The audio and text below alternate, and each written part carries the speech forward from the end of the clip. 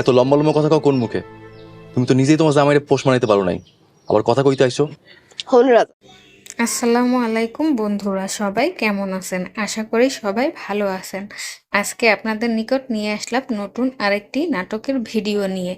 আজকে নাটকের নাম হচ্ছে গরিবের রানী 4।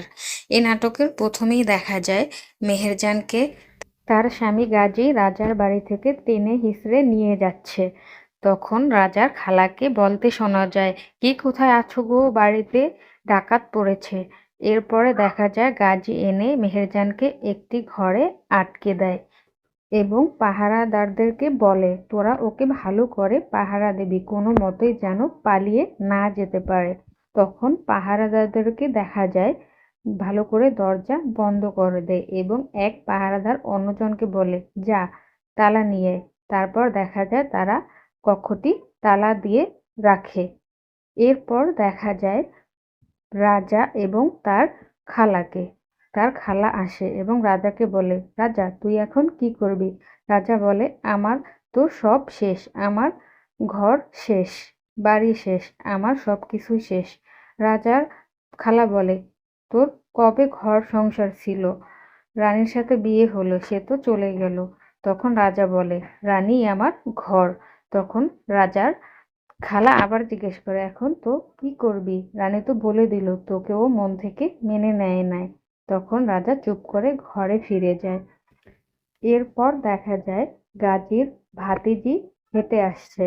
তখন গাজী দেখে তাকে ডাক দেয়, কিরে মা, কি খবর তোর? তখন গাজীর ভাতিজি তার কাছে আসে এবং বলে, আমি ওই মেহেরজানকে নিজ হাতে শাস্তি দিতে চাই চাচা। তারপর তার চাচা বলে, হ্যাঁ, তোর তো মনের একটা ইচ্ছে আছে, ঠিক আছে, যা গে, ও তো মাইরের উপরেই আছে, এখন যা, তুই তোর ইচ্ছা মতো যা খুশি তাই কর। তারপর দেখা যায় সে পাহারাদারদেরকে এসে বলে, দরজা খুলে দাও, আমি ভিতরে ঢুকবো।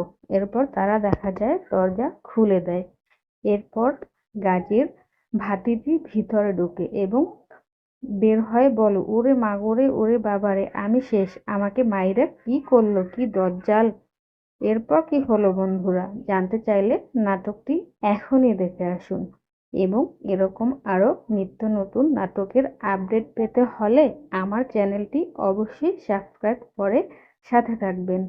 এবং হ্যাঁ, কে কোন জেলা থেকে আমার চ্যানেলের ভিডিও দেখেন কমেন্টের মাধ্যমে অবশ্যই জানাবেন। এতক্ষণ সবাই সাথে থাকার জন্য অসংখ্য ধন্যবাদ। আসসালামু আলাইকুম।